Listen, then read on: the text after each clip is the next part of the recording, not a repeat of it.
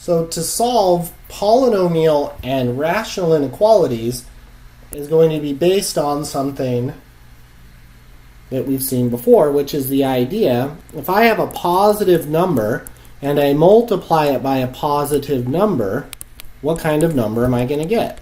Positive. And if I have a positive number and I multiply it by a negative number, well, we know that a positive times a negative is going to be negative. And then lastly, if I have a negative and I multiply it by another negative, I know that a negative times a negative is going to be positive. So those are our three possibilities. And we're going to use this to help us solve these inequalities. So things that are positive, we'll notice, are greater than 0. Things that are negative are less than 0. And once again, things that are positive are greater than 0. So let's use this idea to help us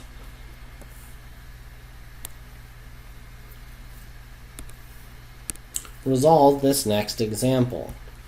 So the thing is, with polynomial inequalities or rational inequalities, we can have more than one 0, which means they can change sign more than once. That's why we need to have a different method for resolution than what we did for linear type inequalities. So to resolve these, we want to solve the following. F of x equals x squared plus 3x minus 28.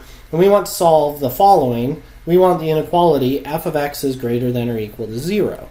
So in other words, we want x squared plus 3x minus 28. And we want to know when that is going to be greater than or equal to 0. So the first thing we're going to need to do is we need to get standard form, which really means we need 0 on one side and factor. So we've got our standard form part of this one is done, but now we need to factor. So what are our factors of 28 or negative 28 that add up to 3? Well, 28 really only has a couple of factors, 1 and 28, 2 and 14, and 4 and 7. So we need a pair of those factors that when we subtract them, it's going to give us positive 3. Well, that's going to be 7 and 4. 7 is positive and 4 is negative. So when we factor, we're going to get x plus 7 times x minus 4 is greater than or equal to 0. So if we want this to be greater than or equal to 0, we look at our idea up here, and this is where we're going to base this. We need both of these factors, x plus 7 and x plus 4, to be positive, or we need both of them to be negative, because a positive times a positive gives us a positive, and positives are bigger than 0. Or a negative times a negative is a positive, and that's also bigger than 0. So in order to do this, the next thing we need to do is make a sign chart.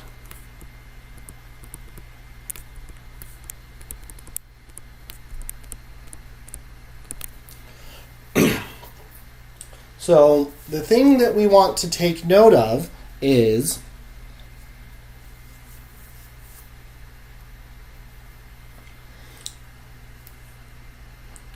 the following. Recall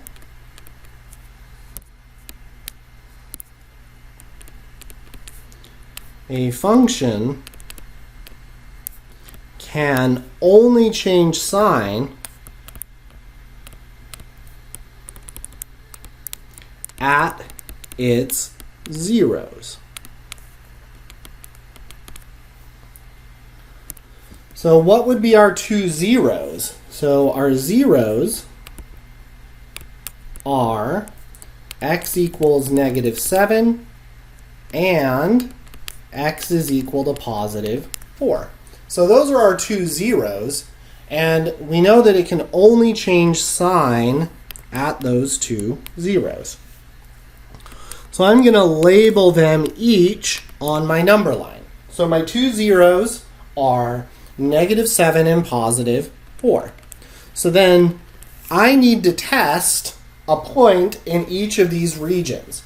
So my three regions are from -∞ to -7, from -7 to 4, and from 4 to +∞. So does anybody have a favorite number less than -7? Well, I'm super boring, so I'm going to pick -8, just because. In fact, you can pick any number less than -7. So you could pick -10, you could pick -50.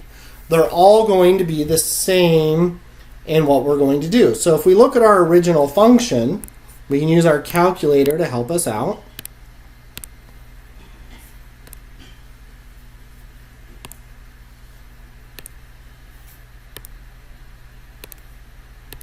So if we put in our original function, we have x squared plus 3x take away 28.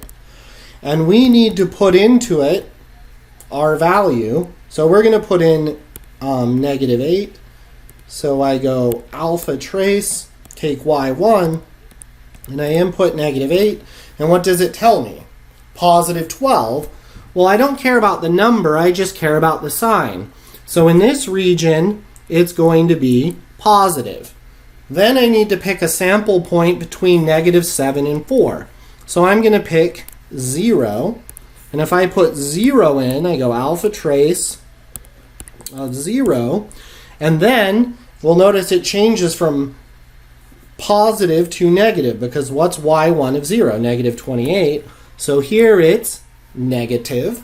And now I need to test something in this region over here, so something bigger than 4. I could pick 5 because 5 is bigger than 4, but just because I feel like it, I'm going to pick 31 for no reason whatsoever other than I feel like picking 31. And if I put 31 in, I'll notice I get the number 1026, and 1026 is positive. So then, now we go back to the original problem, and what was it that I wanted? I want this. I want to know when it is greater than or equal to 0. Well, this is positive numbers. So where, in what regions is my graph positive? Well, here and here.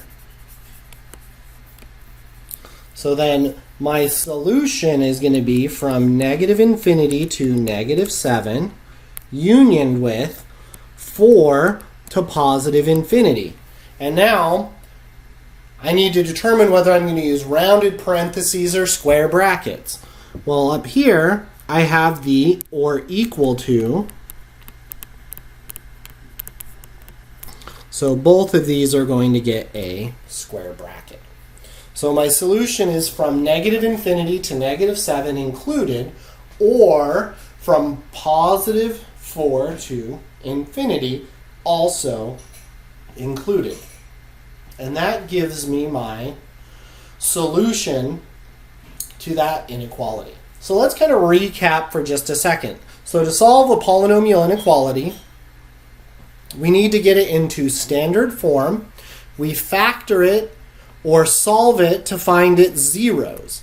We then use the zeros to make a sign chart on a number line. We then test points in each of those regions to determine whether or not the function is positive or negative in each of those regions, and then use that sign chart to determine what our answer is. All right, so to resolve u try number 1, first thing we need to do is factor our x squared minus 6x minus 40. So our factors of -40 that equal -6 are going to be 4 and 10, and the 10 is going to be negative, so it's x minus 10 times x plus 4 is less than or equal to 0. So then our zeros are x equals 10 or x equals to negative 4. So we make our number line, and we have negative 4, and we have 10. And so we need to check the sign of each of these in each of the regions. So we put our y equals in, and we have x squared minus 6x minus 40. So this time, instead of putting them in manually, I'm just going to look at my table. So I go second table. And if I go look at my values less than negative 4, we see indeed if I put in negative 4, what do I get? 0, as we expected. So at negative 5, I would have gotten positive 15. So that's going to be a positive that we have there. So this region is positive. Then we look on the right side of negative 4 at negative 3, we get negative 13. So that region's going to be negative. And then if I scroll down until I'm to the right of positive 10 in my table, see at 10 I get 0 as we thought because we found it being a 0. And then to the right of 10 we have positive 15, which is positive. Or at the right of 10 we have 15, which is positive. So we get here. And we're looking for things that are less than or equal to 0, so that's negative. So that's going to be this middle region of our graph. And since it's less than or equal to, we're going to use square brackets. So our solution goes from negative 4 to positive 10 with square brackets. And that gets us our solution for U try number 1. All right. So now example number 2 wants us to resolve the next inequality graphically. So if we take a look at example number 2, it says use the graph, or I believe it actually says, use the graph of f of x equals negative 2x all over x squared minus 25 to solve the inequality negative 2x over x squared minus 25 is less than or equal to 0. So if we look at our graph, we need to remember that our graph is the same as our y values. So when we say f of x, we mean y. So if this is y, we have y is less than or equal to 0. So the question that this is asking us to resolve is find the inputs x where the output y is less than or equal to 0. So in other words, in this place we want y is negative.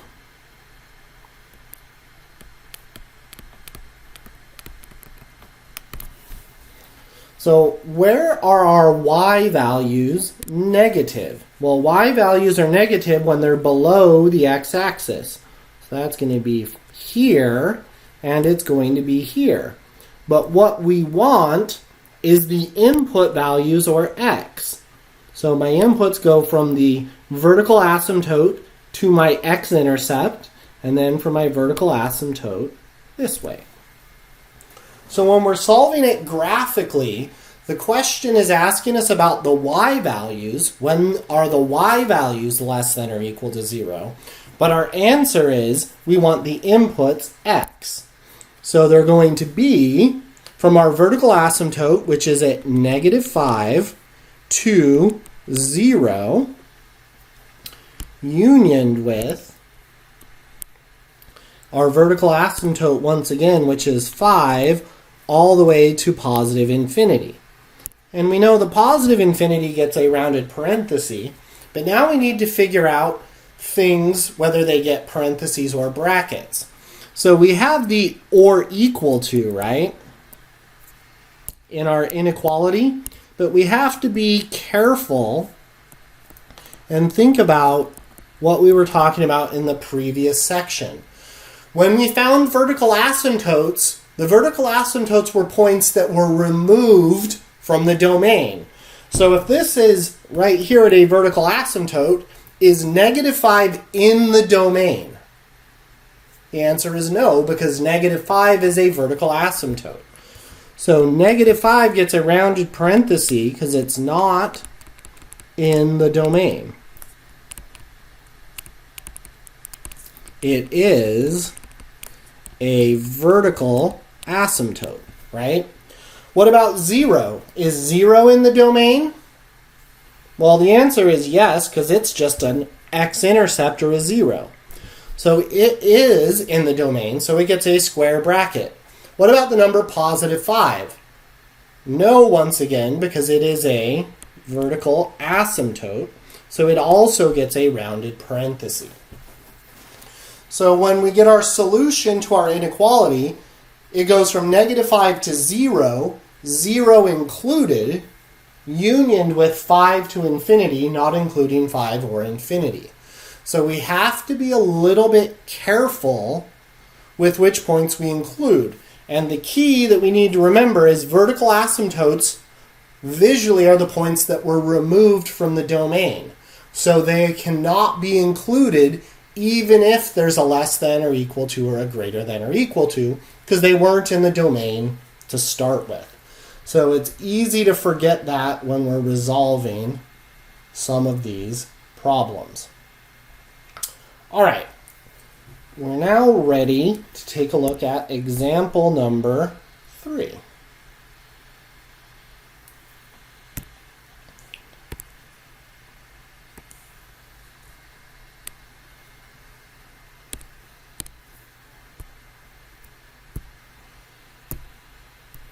So example number 3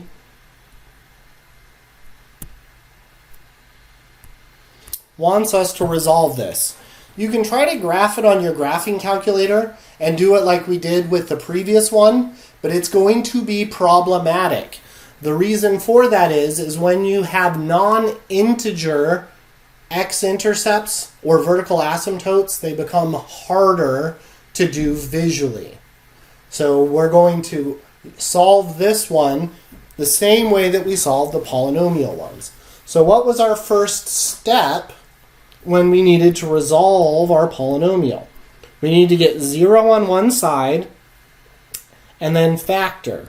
Well, it turns out that in this case, all of that's actually been done for us. So standard form and factor. Well, this one's already set up. We don't even have to do anything. Done. So we have 4x divided by 2x minus 3, 3x plus 2 is greater than or equal to 0. So now, for rational functions, we need to find the zeros of p of x and q of x, or the numerator and denominator.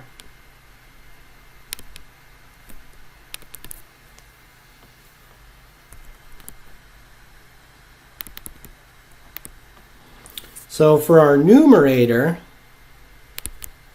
we only have one factor. So what's the 0 of 4x? Well, we set 4x equal to 0. We divide by 4, divide by 4. So our 0 of the numerator is 0. And now we have to do the same thing for our denominator. We have 2x minus 3 equals 0, and we have 3x plus 2 is equal to 0. So we solve each of these, so we plus 3, and we have 2x is equal to 3, divide by 2, we get x equals 3 halves. We minus 2, we get 3x equals negative 2, divide by 3, and we get x equals negative 2/3. So, as we saw in the previous section, the zeros of the denominator give us what? The points that aren't in the domain and the vertical asymptotes. So it's worth noting that these are not in the domain.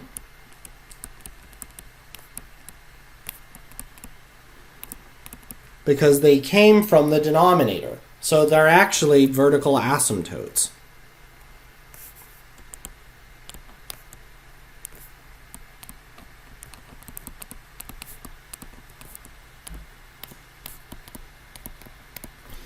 Okay, so after we've found our zeros, what was our next step? We need to make a sign chart.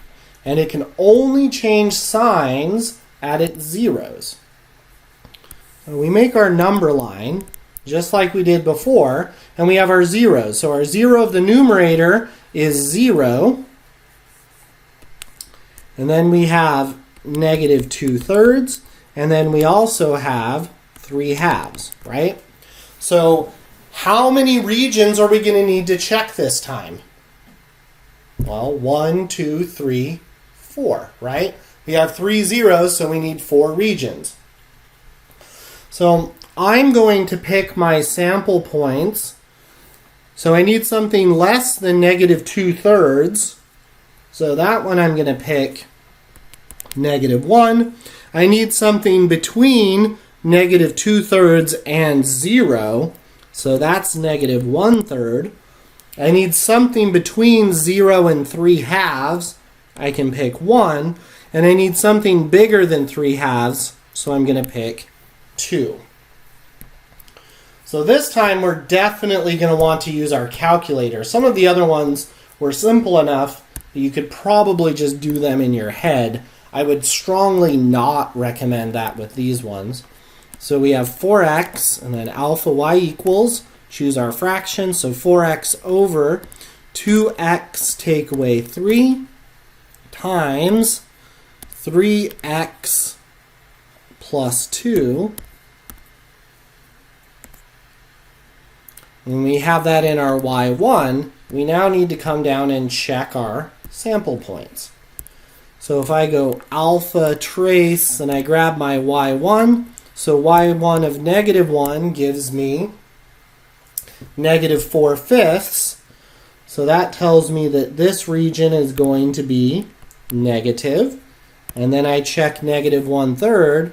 So I go alpha trace. I go negative 1 over 3. And that's going to give me positive 4/11. So in this region, I am positive.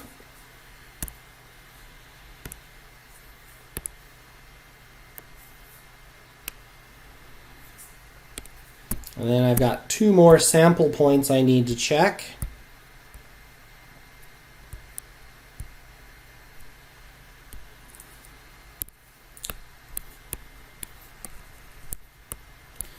So we put, our next one is 1, so I go alpha trace, I put in 1, and this time I get negative 4/5, so here it's negative, and then my last one I go alpha trace, I'm going to put in 2,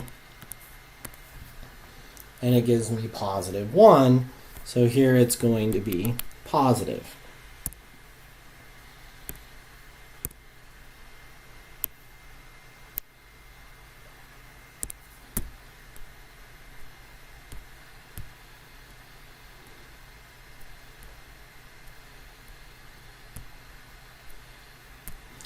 So I put these 2 also into that function. So now we go back, and this time are we looking for positive numbers or negative numbers? So we want it to be greater than or equal to 0. So we want positive. So our numbers are positive here and here. So it's going to be from negative 2/3 to 0. Union with 3/2 to positive infinity. And we know positive infinity always gets a bracket, but now we have to be careful because we'll notice that we had 2 of our zeros came from the denominator. So 3/2 and negative 2/3 are not in the domain. So these 2 are not in the domain.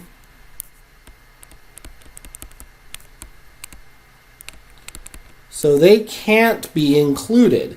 So these are still not in the domain, so rounded parenthesis, still not in the domain, rounded parenthesis.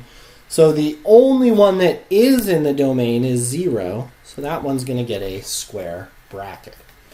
So the zeros of the denominator, or the vertical asymptotes, can't be included because they're not in the domain of the original function.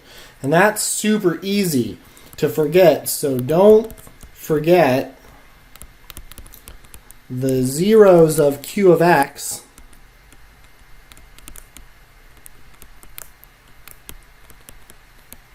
the denominator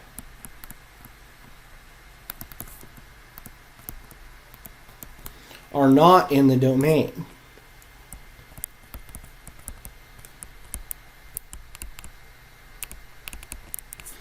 And can't be included. So that is often the most common mistake people make. They do all of the other hard work right, and they get to the end, and it's a bracket issue because they're trying to include things that aren't in the domain in the solution. And it's really sad because you've done everything right, but MyLabs is just going to mark it wrong. So be extra careful with the zeros that come from the denominator when resolving it. All right, so to resolve our u try number 3, we'll notice that the numerator has no zeros, so our only zeros in this case come from the denominator. So x minus 2 has 0, 2, and x minus 3 has 0, 3. So that's going to give us 3 different parts for our number line. So the numbers less than 2 are going to be here, so I pick a sample point, I'm going to pick positive 1. And then I need numbers in between 2 and 3, I'm going to pick 2.5. And then lastly, I need to pick numbers bigger than 3, so I'm going to pick 67 because why not? So we need to test each of these in our original function.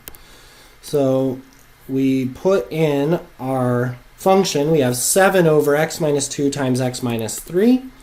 And if I pick my first one, I go alpha trace, and I try y of 1, and that gives me 7 halves. And then I go alpha trace, and I go y1, I'm going to do 2.5. And that gives me negative 28. And then lastly, that is not the button I wanted to push. There we go.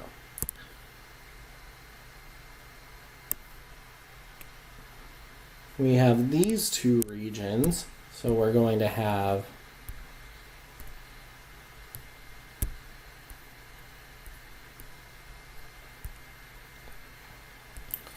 here, so y of 1 gives us a positive up here. We do y of 2.5, and that gave us a negative. And then lastly, we go alpha trace for our last one, and I picked 67 because why not? 67 is bigger than 3. And we get 7 over 4,160, which is still positive.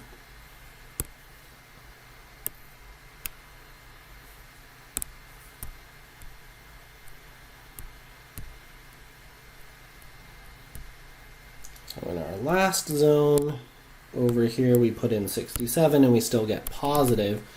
And we're looking for things that are less than or equal to 0. Well, that's this zone right here. So our answer is between 2 and 3, and we have the less than or equal to, so we're really tempted to put square brackets on this thing, right? But both of those are zeros of the denominator, so these are both vertical asymptotes or excluded values. So they're not in the domain.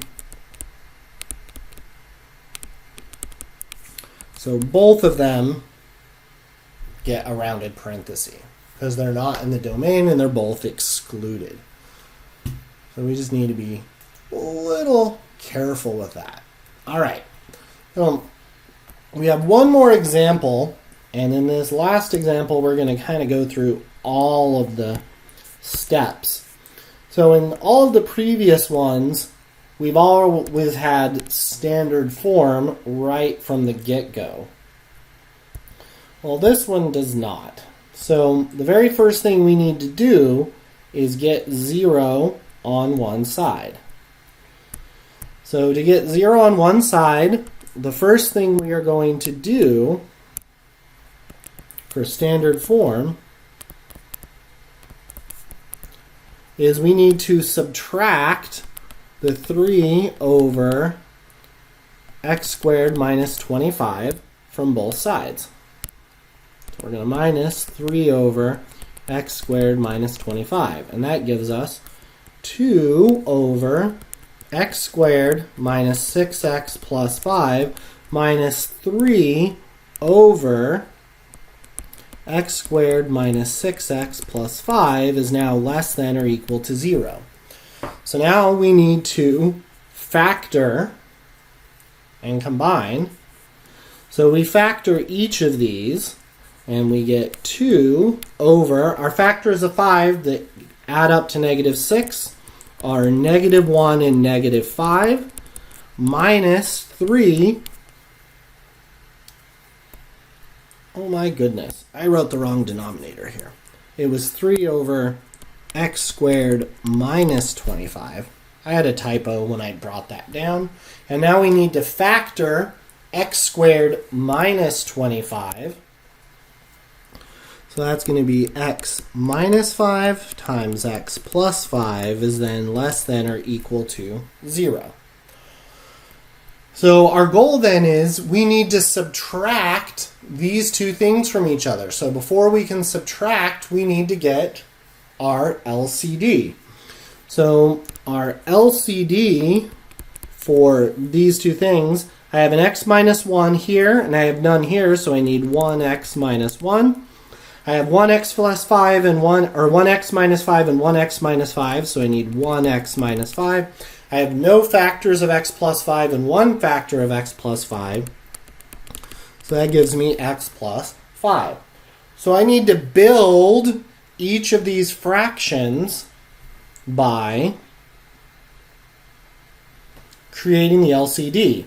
So from my first fraction, it is missing the x plus 5. So I have 2 over x minus 1 times x plus 5, or x minus 5, and then I need to multiply the numerator and denominator by x plus 5 because it is missing the x plus 5 and the x plus 5, minus 3 all over x minus 5 times x plus 5, and from the LCD, this one is missing x minus 1 and x minus 1.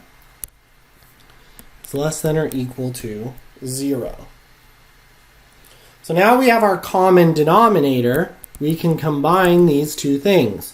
We have to be especially careful with this minus sign because it gets distributed to both of these in our parentheses.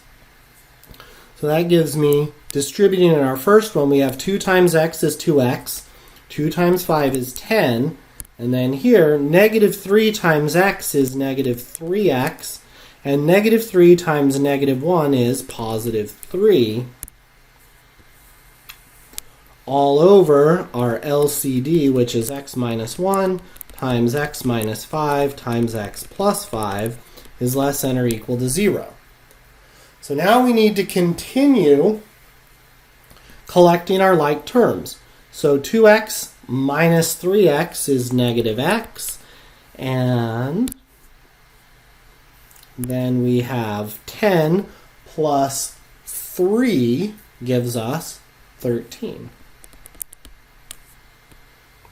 All over our common denominator, x minus 1, x minus 5, x plus 5 is less than or equal to 0.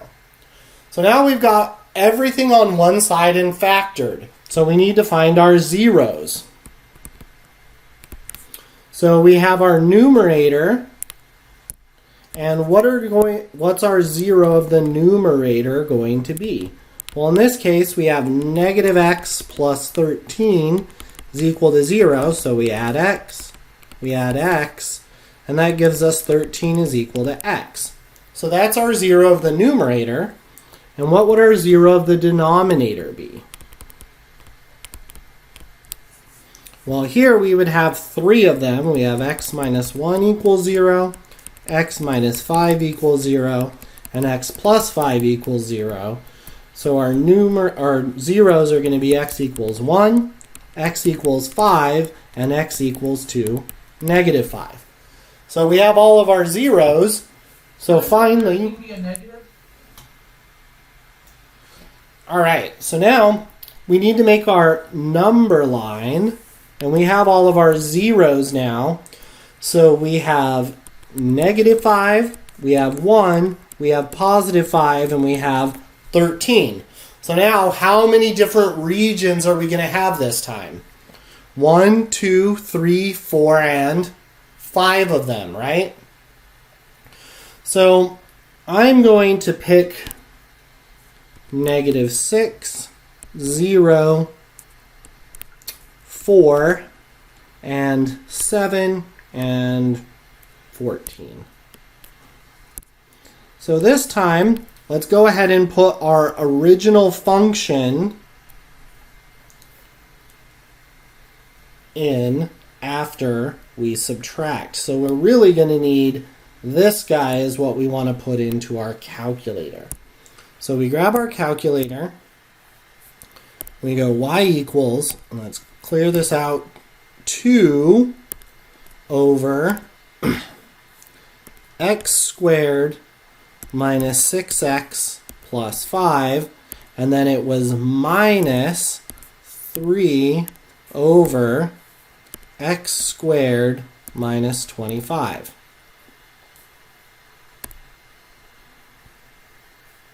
Okay, perfect.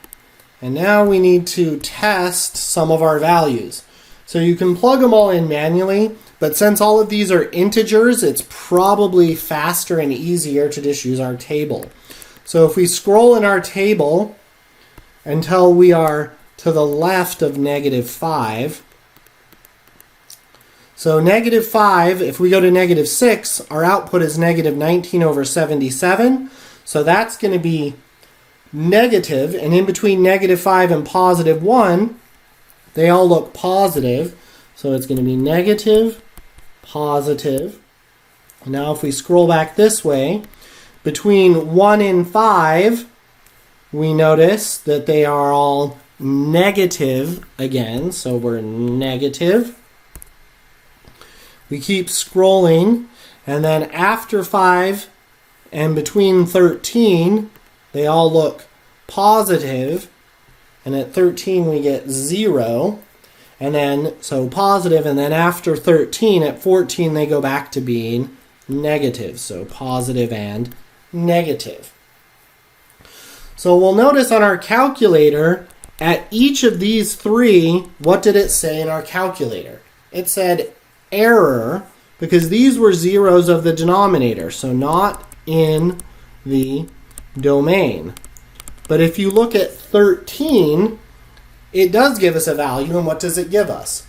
0, because 13 is in the domain to this problem. So now we go back to our original, and we want when things were less than or equal to 0, so we want negatives. So we scroll back to what we want.